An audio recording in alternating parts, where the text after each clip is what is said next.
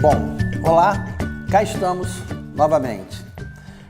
Bom, hoje nós vamos tratar, né, dos conceitos básicos e de alguns princípios sobre a nossa temática central, que são as representações sociais.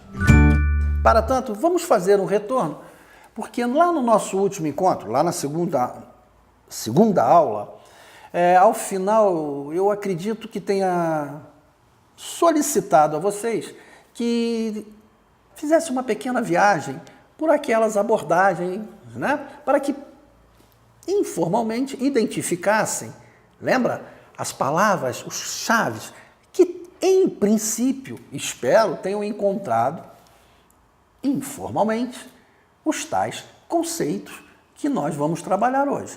Então percebe, quando pedi aos senhores para fazer esse pequeno exercício de identificar a palavra-chave, já estávamos apontando para uma antecipação dos conceitos e de alguns princípios. Bom, nesse sentido, é interessante nós fazermos uma viagenzinha rápida de retorno, né? Firmos lá um pouquinho na memória da segunda aula para podermos avançar com mais solidez nesse nosso trilhar no mundo das representações sociais. Lembra, na sociogenética, nós conseguimos identificar algumas palavrinhas importantes. As condições e os processos de produção das representações. Elas são formas cognitivas, fenômenos cognitivos, e para compreendê-los, né, o processo e o local de produção, as condições de produção. Opa, aqui temos dois conceitos importantes: condições e processos. Quando os senhores visitaram a abordagem estrutural, lá nós descobrimos algumas palavrinhas que parecem comum, mas que são muito relevantes. Organização e dinâmica.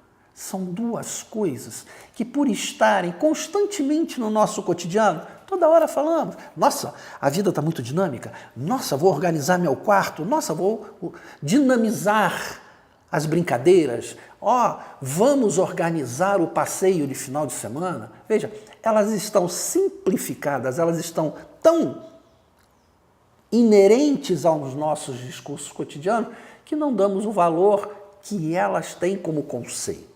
Isto é muito importante. As palavras mudam de sentido neste universo de conhecimento.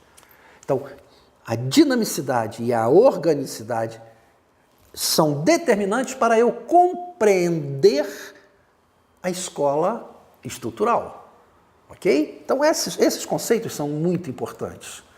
Na sociodinâmica, nós temos algumas coisinhas pequenas, pequenas palavras, tais como, olha esta que interessante, tomada de posição. Essa palavra, esse conjunto, esta expressão tomada de posição, ela não é muito comum, mas nós fazemos isso a todo momento. A todo momento nós tomamos posição no nosso cotidiano. Mas não temos a clareza de que para tomarmos posição, precisamos conhecer a coisa. Então, é muito importante essa categoria. A outra, inserção social, é uma outra determinante, uma outra categoria. E, de novo, olha ela aí, a dinâmica, a dinamicidade.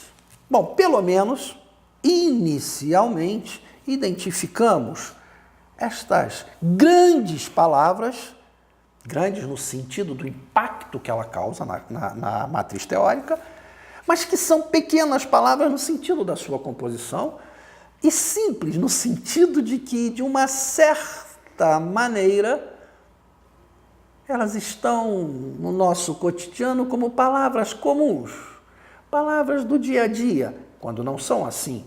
Quando nós entramos nesse mundo reificado, e isto é importante, a partir de agora nós vamos ouvir muito, o mundo reificado, dialogicamente, falando, conversando, interagindo com o mundo não reificado. O que será o mundo não reificado? o mundo do senso comum, o mundo do cotidiano. E o que é o mundo reificado? É o mundo da ciência. Nesse sentido, já apresentamos a última categoria dessa escola emergente, o diálogo, que será sempre conflituoso ou conflituante, mas nunca do confronto.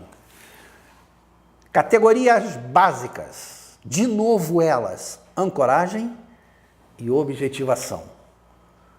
Vamos pensar num grupo de motoqueiros, os raleiros, aquelas poderosas Harley Davidson. Depois nós falamos no mundo do esporte, para finalizarmos esse nosso encontro, que é um encontro marcado por uma dinamicidade, porque ele já aponta como a síntese, como o degrau, a ponte para a nossa segunda unidade. Observem. Quando você olha alguém com uma jaqueta de couro, alguém com uma calça de couro, com uma barba, brincos, pulseiras, e ele diz, eu tenho uma moto. De imediato, o nosso imaginário remete aos raleiros. Por quê? Eu não sei andar de motocicleta, talvez eu não saiba nem identificar uma Harley Davidson. Não sei fazer a diferença entre uma Harley Davidson, uma Honda ou qualquer outro modelo ou marca. Mas aqueles indicativos, aquelas pistas, buscam no meu imaginário a representação do raleiro como da moto Harley Davidson. Eu não faço parte daquele grupo, porque eu não tenho a mesma representação que eles têm do andar de motocicleta, ou seja, o papel que a motocicleta cumpre na vida deles, tá claro? E não é qualquer motocicleta, é aquele modelo, é a Harley Davidson.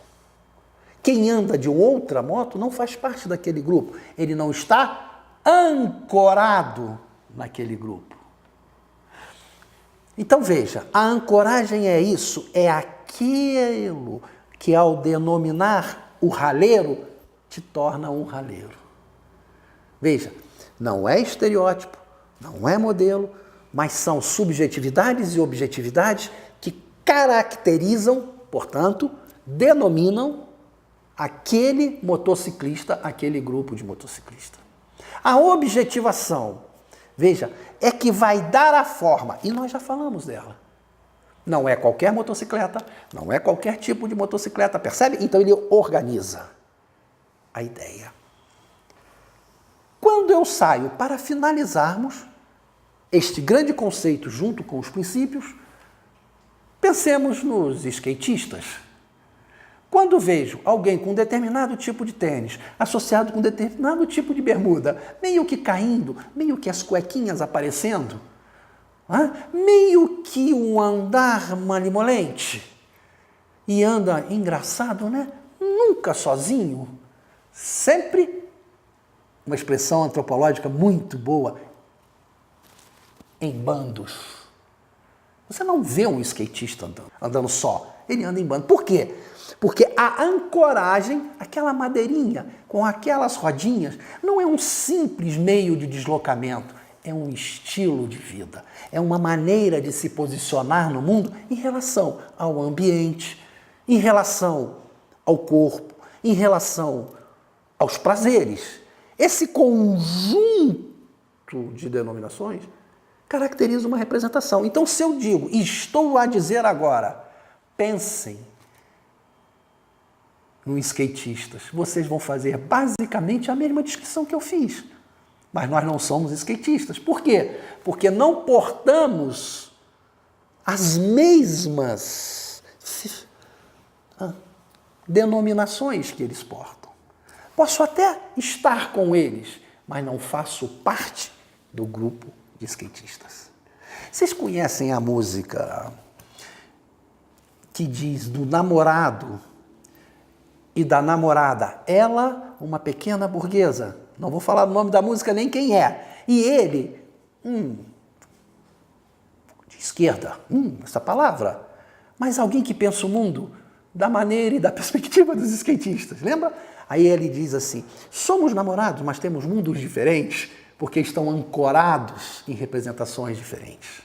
Logo, é importante, finalizando nossa aula, o cerne, o objeto, o núcleo da aula de hoje. Representação social é não uma verdade estabelecida como única. Portanto, ela não porta as características de certo ou de errado. Ela apenas é uma maneira de se apropriar de um fenômeno, de um grupo de sujeitos sociais. Nossa, isso é interessante? Sim, porque eu começo a compreender os comportamentos dos meus estudantes, dos meus companheiros de trabalho, professores, gestores, em relação ao nosso objeto de trabalho, os conteúdos na disciplina, não com a perspectiva que até hoje nos ensinaram, do certo, do errado, do bom, do ruim, do feio. Não, eu tenho que buscar compreender que aquele comportamento pode estar sendo determinado por uma representação social instituída no imaginário daquele sujeito e daquele grupo sobre aquele acontecimento, que no nosso caso é o conteúdo. Vejam que interessante. É muito comum nós ouvirmos, todos nós já ouvimos, nossa, os alunos adoram educação física, é a disciplina que eles mais gostam. Saem correndo da sala de aula para a quadra. Veja, ele não sai correndo de uma sala de aula para outra sala de aula. Aí já tem uma representação. Aí eu pergunto a vocês, para que nós pensemos um pouquinho sobre. Ele corre para a aula de educação física ou ele corre para aquele lugar, vírgula, quadra, para fugir da sala de aula onde ele não pode se movimentar e ir para a quadra de aula, para a quadra de esportes, de brincadeiras, de lazer, aonde ele é senhor das brincadeiras. Ali é o campo de liberdade dele. Ora, se a quadra, nossa sala de aula, está representada no imaginário social daqueles estudantes como campo de libertação, alforria daquela escola chata, repressora, disciplinadora, que você vira o professor, não pode. Aliás, a escola do não. A nossa sala de aula, no imaginário dele, é a liberdade, que abre as asas sobre ele. Qual seja, aquilo que nós chamamos de quadra no nosso imaginário é a nossa sala de aula. Mas para ele, não. Para ele, ela representa a quadra, aquele espaço, um lugar. Que lugar? O lugar dentro de um espaço repressor, em princípio, que é a escola, representa para ele o espaço da liberdade. Ora, se está representado no imaginário dele a quadra como espaço de liberdade, e finalizo a aula com a pergunta, não será de grande relevância para o aprendizado daquilo que nós vamos ensinar, que consideremos como ponto de partida a quadra como lugar de liberdade, para que possamos desenvolver a aula no sentido de propiciar a ele ferramentas para que ele voe o voo da liberdade com mais segurança, é a partir daí que nós vamos fazer o nosso próximo encontro. Até lá!